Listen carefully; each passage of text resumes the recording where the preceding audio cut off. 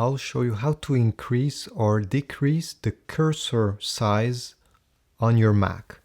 So it's very easy. First, you have to go in System Preference.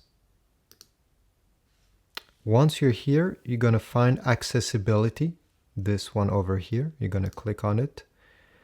Now on the left side, you'll click on Display.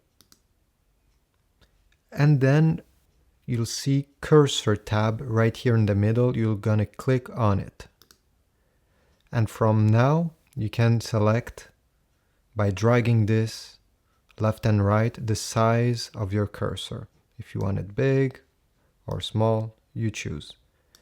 You can also select here if you want to locate your cursor by shaking the mouse. So let's say I have a small mouse and I don't see it on screen. I can just shake the mouse and it will get bigger during a second. So this is how you change your cursor size. Please give a like and a thumbs up if this was helpful. Thanks for watching.